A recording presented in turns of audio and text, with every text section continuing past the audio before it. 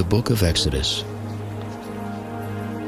Chapter 1. These are the names of the sons of Israel, who, accompanied by their households, entered into Egypt with Jacob: Reuben, Simeon, Levi and Judah, Issachar, Zebulun and Benjamin, Dan and Naphtali, Gad and Asher. The total number of Jacob's direct descendants was 70. Joseph was already in Egypt. Now Joseph and all his brothers and that whole generation died. But the Israelites were fruitful and prolific. They multiplied and became so very numerous that the land was filled with them. Then a new king, who knew nothing of Joseph, rose to power in Egypt. He said to his people, "See, the Israelite people have multiplied and become more numerous than we are. Come, let us deal shrewdly with them to stop their increase. Otherwise, in time of war, they too may join our enemies to fight against us, and so leave the land." Accordingly, they set supervisors over the Israelites to oppress them with forced labor. Thus, they had to build for Pharaoh the garrison cities of Pithom and Ramses. Yet the more they were oppressed, the more they multiplied and spread, so that the Egyptians began to loathe the Israelites. So the Egyptians reduced the Israelites to cruel slavery, making life bitter for them with hard labor, at mortar and brick and all kinds of field work, cruelly oppressed in all their labor. The king of Egypt told the Hebrew midwives, one of whom was called Shiphrah and the other Puah, "When you act as midwives for the Hebrew women, look on the birth stool. If it is a boy, kill him. But if it is a girl, she may live." The midwives, however, feared God. They did not do as the king of Egypt had ordered them, but let the boys live. So the king of Egypt summoned the midwives and asked them, "Why have you done this, allowing the boys to live?" The midwives answered Pharaoh, "The Hebrew women are not like the Egyptian women. They are robust and give birth before the midwife arrives." Therefore God dealt well with the midwives, and the people multiplied and grew very numerous.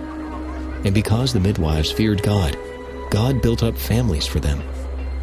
Pharaoh then commanded all his people, "Throw into the Nile every boy that is born, but you may let all the girls live."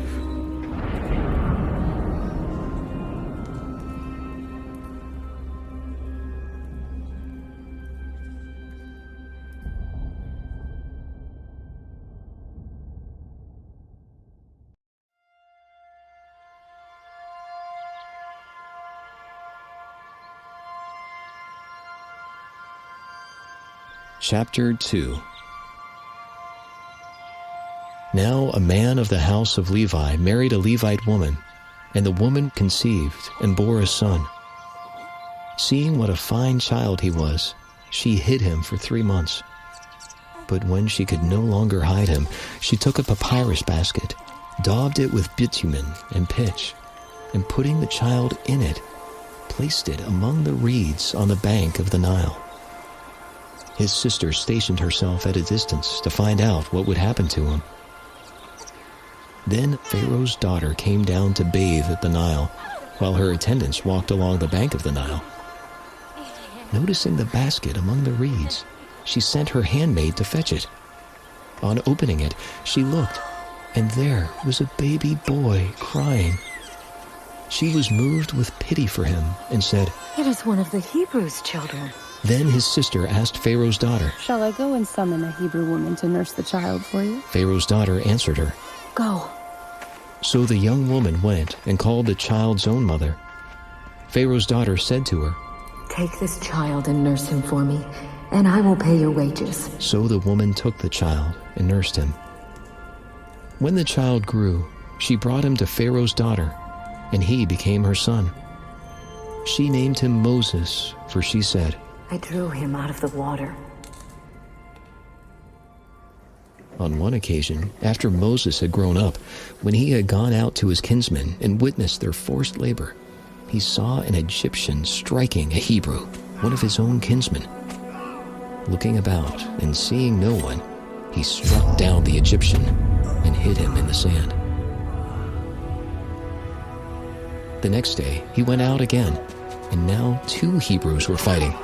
So he asked the culprit, "Why are you striking your companion?" but he replied, "Who has appointed you ruler and judge over us?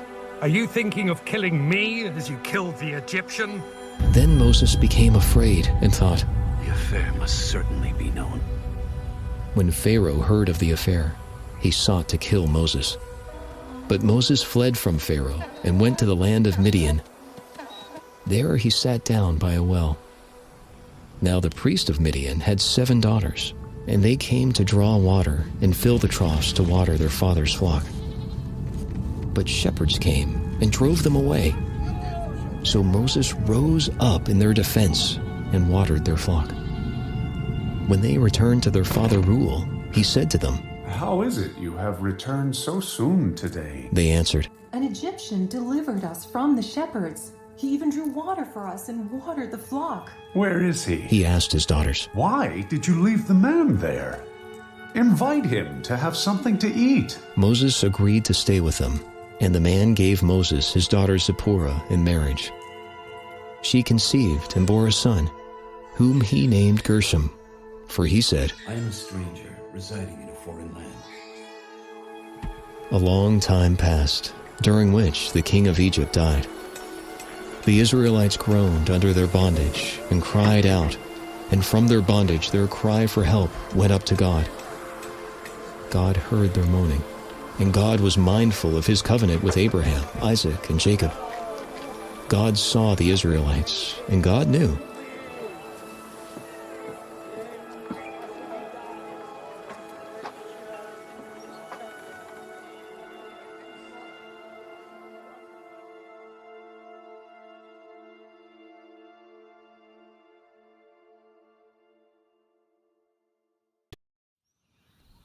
Chapter 3. Meanwhile, Moses was tending the flock of his father-in-law Jethro, the priest of Midian. Leading the flock beyond the wilderness, he came to the mountain of God, Horeb. There, the angel of the Lord appeared to him as fire flaming out of a bush. When he looked, although the bush was on fire, it was not being consumed. So Moses decided, I must turn aside to look at this remarkable sight. Why does the bush not burn up? When the Lord saw that he had turned aside to look, God called out to him from the bush, "Moses, Moses." He answered, "Here I am." God said, "Do not come near. Remove your sandals from your feet, for the place where you stand is holy ground. I am the God of your father." He continued, "The God of Abraham, the God of Isaac, and the God of Jacob." Moses hid his face, for he was afraid to look at God. But the Lord said, "I have witnessed the affliction of my people in Egypt, and have heard their cry against their taskmasters. So I know well what they are suffering.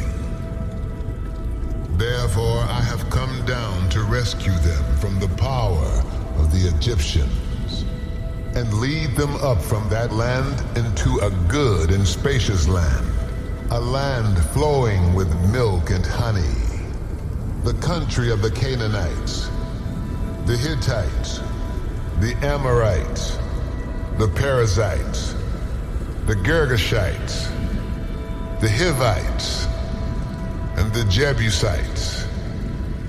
Now, indeed, the outcry of the Israelites has reached me, and I have seen how the Egyptians are oppressing them.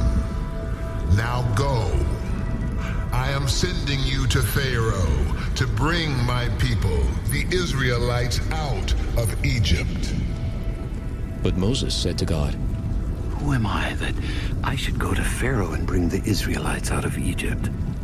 God answered, I will be with you, and this will be your sign that I have sent you. When you have brought the people out of Egypt, you will serve God at this mountain. But, said Moses to God, if I go to the Israelites and say to them, the God of your ancestors has sent me to you, and they ask me, what is his name? What do I tell them? God replied to Moses, I am who I am. Then he added, This is what you will tell the Israelites. I am has sent me to you. God spoke further to Moses. This is what you will say to the Israelites. The Lord, the God of your ancestors, the God of Abraham, the God of Isaac, and the God of Jacob has sent me to you. This is my name forever. This is my title for all generations. Go and gather the elders of the Israelites and tell them, the Lord, the God of your ancestors, the God of Abraham, Isaac, and Jacob, has appeared to me and said, I have observed you and what is being done to you in Egypt. So I have decided to lead you up out of your affliction in Egypt into the land of the Canaanites, the Hittites, the Amorites, the Perizzites, the Girgashites, the Hivites, and the Jebusites. A land flowing with milk and honey. They will listen to you. Then you and the elders of Israel will go to the king of Egypt and say to him, the Lord, the God of the Hebrews, has come to meet us. So now, let us go, a 3 days' journey into the wilderness to offer sacrifice to the Lord, our God. Yet I know that the king of Egypt will not allow you to go unless his hand is forced. So I will stretch out my hand and strike Egypt with all the wondrous deeds I will do in its midst. After that, he will let you go. I will even make the Egyptians so well disposed toward this people that when you go, you will not go empty-handed. Every woman will ask her neighbor and the resident alien in her house for silver and gold articles and for clothing, and you will put them on your sons and daughters. So you will plunder the Egyptians.